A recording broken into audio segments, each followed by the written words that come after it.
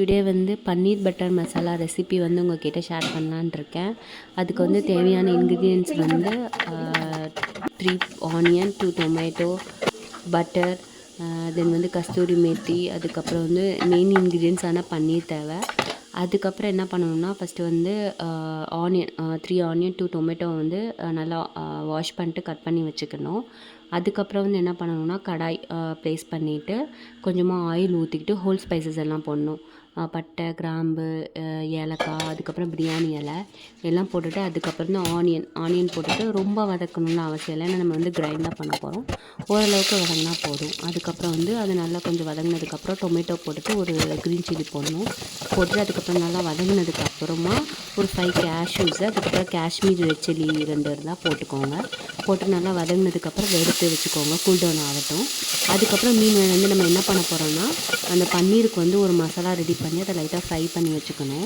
அதுக்கு வந்து என்னென்னா மஞ்சத்தூள், காஷ்மீர் ரெட் சில்லி பவுடர், சோம்பு பவுடர், ஜீரகத்தூள், கரம் மசாலா போட்டு கொஞ்சம் ஆயில் போட்டு நல்லா அதை வந்து வரைய வச்சுக்கணும்.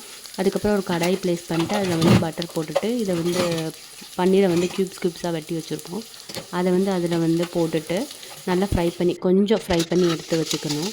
அதுக்கப்புறம் என்ன பண்ணணும்னா அந்த அரைச்சி வச்ச விழுதை வந்து இப்போ என்ன பண்ணோம், கேஸ் ஆன் பண்ணிவிட்டு ஒரு கடாய் வச்சு கொஞ்சம் பட்டர் போட்டு அதுக்கப்புறம் வந்து இந்த அரைச்சி வச்ச விழுதை வந்து போட்டுடணும். போட்டுட்டு அதுக்கப்புறம் வந்து கொஞ்சம் அந்த ரா ஸ்மெல்லாம் போனதுக்கப்புறம் அந்த மசாலா தூள்லாம் போடணும். மஞ்சத்தூள், கரம் மசாலா, சோம்பு பவுடர், ஜீரக பவுடர், ரெட் சில்லி பவுடர் போட்டுக்கணும். அதுக்கப்புறம் அது கொஞ்சம் அந்த மசாலா வாசம்லாம் போனதுக்கப்புறமா என்ன பண்ணணும்னா நம்ம வந்து அந்த ஃப்ரை பண்ணி வச்சுருக்கோம்ல அந்த பன்னீரை வந்து எடுத்து போட்டுடணும். போட்டுட்டு நல்லா குக் பண்ணணும். ஸ்லோ ஃப்ளேமில் வந்து கொஞ்சம் குக் பண்ணிட்டு அதுக்கப்புறம் கொஞ்சம் தண்ணி ஊற்றி குக் பண்ணணும். இதெல்லாம் போட்டு கொஞ்சம் ஒரு 2-3 மினிட்ஸில் எடுத்துட்டோம்னா பன்னீர் பட்டர் மசாலா வந்து ரெடி ஆயிரும். இன்னொரு நாள் இன்னொரு ரெசிபியோட பார்க்கலாம். பாய் கை.